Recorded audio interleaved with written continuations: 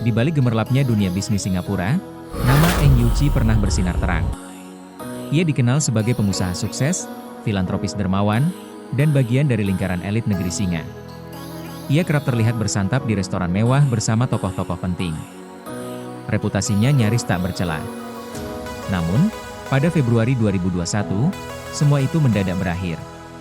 Singapura geger ketika mengetahui 1,5 miliar dolar Singapura, raib, dan hampir 1.000 investor menjadi korban penipuan. Otak penipuannya tidak lain adalah Eng Yuchi. Penipuan ini tidak tanggung-tanggung, menjadi penipuan terbesar dalam sejarah Singapura. Sebuah negara yang selama ini dikenal dengan standar keuangan yang ketat dan sistem pengawasan yang solid. Pertanyaannya, bagaimana ini bisa terjadi? Eng Yuchi lahir pada tahun 1987 dan besar di Singapura. Ia tidak berasal dari keluarga kaya, dan masa mudanya tidak banyak menarik perhatian. Namun ia cukup pintar untuk bisa bekerja di KPMG, salah satu firma audit internasional paling prestisius.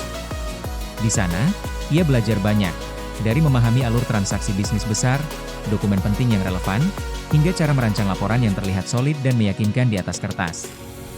Pengalaman inilah yang kemudian menjadi fondasi dari rencana besarnya. Setelah keluar dari KPMG, Eng mendirikan dua perusahaan, NV Asset Management dan NV Global Trading. Kepada dunia, ia tampil sebagai pengusaha muda yang cermat dan konservatif, tidak tertarik pada investasi berisiko tinggi, dan hanya memilih proyek-proyek yang telah dievaluasi secara menyeluruh. Namun, di balik citra tersebut, ia mulai menyusun strategi jahat jangka panjang untuk membangun kepercayaan publik. Eng mulai aktif di berbagai kegiatan sosial. Ia berdonasi ke pusat riset kanker pada universitas ternama seperti NUS, dan mendukung berbagai kegiatan amal. Menjalin networking dengan individu elit pada dunia finansial, dan pemerintah. Namanya pun mulai dikenal di kalangan atas. Ia membangun citra sebagai pebisnis sukses yang peduli terhadap masyarakat.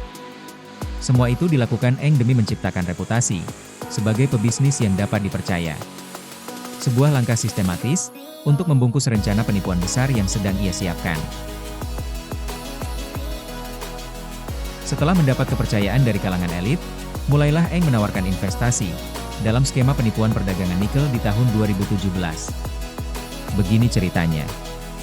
Eng merayu investor untuk mendapatkan dana, guna membeli logam nikel dari perusahaan Australia, bernama Poseidon Nickel dengan harga diskon. Kenapa harga diskon? Karena perusahaan BHP Billiton, juga dari Australia, membatalkan pembelian dari Poseidon, karena harga nikel jatuh saat itu. Pembatalan ini mengakibatkan stok nikel Poseidon berlebih, dan ingin segera melepasnya. Dan Eng mengaku, secara kebetulan ia sudah mengunci hak atas stok itu. Suatu kesempatan emas yang tidak datang dua kali, katanya. Nikel tersebut lalu akan dijual kembali dalam waktu singkat, dan dengan keuntungan besar ke Commodity Futures, BNP Paribas atau Rafemet. Eng memerlukan dana yang besar untuk menghabiskan stok nikel Poseidon.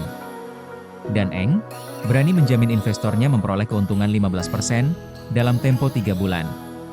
Tentu sangat menggiurkan dan meyakinkan, bukan? Banyak investor yang terkesan. Saking hebatnya Eng menjual kecap, bahkan mereka yang sangat berpengalaman dalam industri keuangan pun ikut menanamkan uangnya.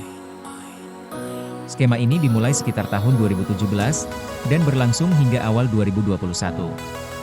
Dalam kurun waktu itu, Eng berhasil menghimpun sekitar 1,46 miliar dolar Singapura dari 947 investor.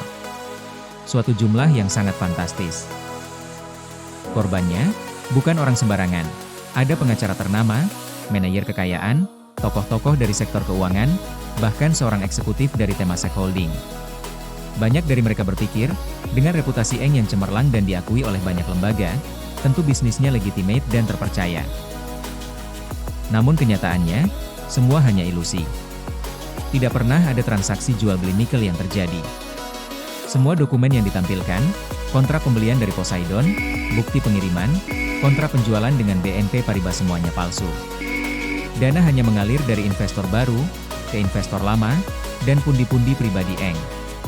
Klasik skema Ponzi.